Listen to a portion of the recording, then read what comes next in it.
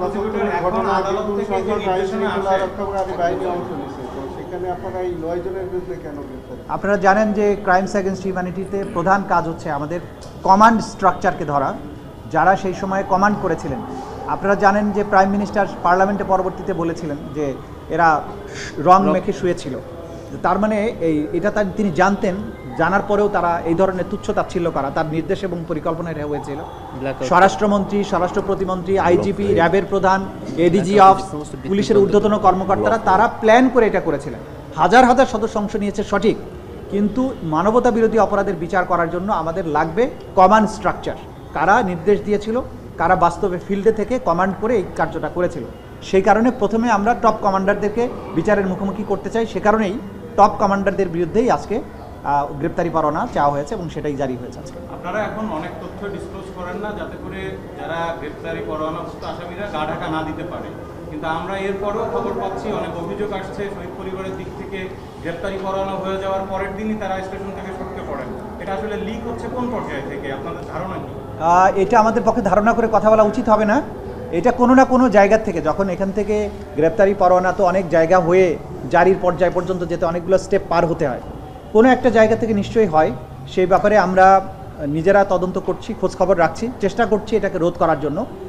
সেই ব্যাপারে আইন শৃঙ্খলা রক্ষাকারী বাহিনীর ভূমিকাকে প্রাধান্য দিতে হবে, কারণ এটা রোধ করার ব্যাপারে তাদের ভূমিকাটা অন্যতম প্রধান। এই ব্যাপারে তাদের দৃষ্টি আকর্ষণ আমরা করেছি এবং আমাদের পক্ষ থেকে যতটুকু করা সম্ভব নিশ্ছিদ্র করা সেটার কাজও আমরা করে যাচ্ছি, চেষ্টা করে যাচ্ছি।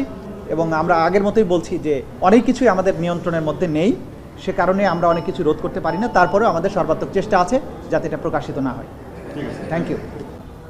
এবং অধিকারের মতো একটা মানবাধিকার সংগঠন যারা এই সংখ্যাটা প্রকাশ করেছিল, এইটার দায়ে অধিকারের প্রধান নির্বাহী আদিলুর রহমান খানকে কারারুদ্ধ করা, তাকে সাজাও দেওয়া হয়েছিল। এই জাতীয় নির্যাতন এগুলো করা হয়েছিল সেই সময়। এটা বাংলাদেশের ইতিহাসের অন্যতম আলোচিত মানবাধিকার লঙ্ঘন এবং মানবতা বিরোধী অপরাধ। সে কারণে ট্রাইব্যুনাল অনেক পর্যালোচনার পরে এটাকে মানবতা বিরোধী অপরাধ হিসেবে চিহ্নিত করে এটাকে তদন্তের অধীনে নিয়ে এসেছে এবং এটার বিচারের ব্যাপারে পদক্ষেপ গ্রহণ তারা করবে, এটা আমাদের পক্ষ থেকে সিদ্ধান্ত। আসলে নিহত হয়েছিলেন সেই বিষয়টা আমাদের তদন্ত সংস্থা বের করবেন, কারণ ইতিপূর্বে কারো পক্ষ থেকে সুনির্দিষ্ট সেইভাবে সংখ্যা আমাদের কাছে যা এসছে এগুলো তদন্ত সংস্থা যাচাই বাছাই করে দেখছে। সুতরাং আমরা আজকেই বলতে পারছি না টোটাল কত লোক সেদিন নিহত হয়েছিলেন। তদন্ত শেষে যখন রিপোর্ট আমরা দেব সেদিন আমরা বলে দেব আসলে কত লোক সেদিন নিহত হয়েছে। সেটির পরিকল্পনায়ও তিনি অংশগ্রহণ করেছিলেন, সে কারণে তার বিরুদ্ধে আমরা গ্রেপ্তারি পরোয়ানা চেয়েছি এবং সে বিষয়টা আমরা আদালতের কাছে স্পষ্ট করেছি। এবং আপনারা জানেন যে বাংলাদেশের ইতিহাসের বাক পরিবর্তনকারী একটা ঘটনা ছিল শাপলা চত্বরের গণহত্যা, এবং এই গণহত্যার মাধ্যমে বাংলাদেশের প্রতিবাদের যে সর্বশেষ একটা আশার প্রদীপ ছিল যে ধর্মীয় সংখ্যা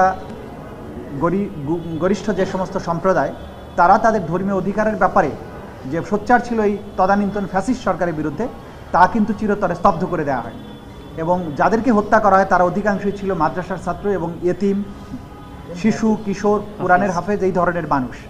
এবং পরবর্তীতে তাদের সংখ্যা নিরূপণের ব্যাপারেও কিন্তু তাদেরকে কবর দেওয়া হয়েছে অজ্ঞাতনামা কবরে, তাদের সংখ্যা নিরূপণ করতে দেওয়া হয় নাই। তাদের পরিবারবর্গের কাছে গিয়ে চাপ সৃষ্টি করা হয়েছে যাতে তারা প্রকাশ না করেন যে তাদের সন্তানেরা এখানে মারা গিয়েছেন কিনা। গণজাগরণ মঞ্চের কর্মীরা, নেতাকর্মীরা সশরীরে অংশগ্রহণ করেছে বলে আমাদের কাছে, আমাদের তদন্ত সংস্থার কাছে তথ্য প্রমাণ পাওয়া গিয়েছে।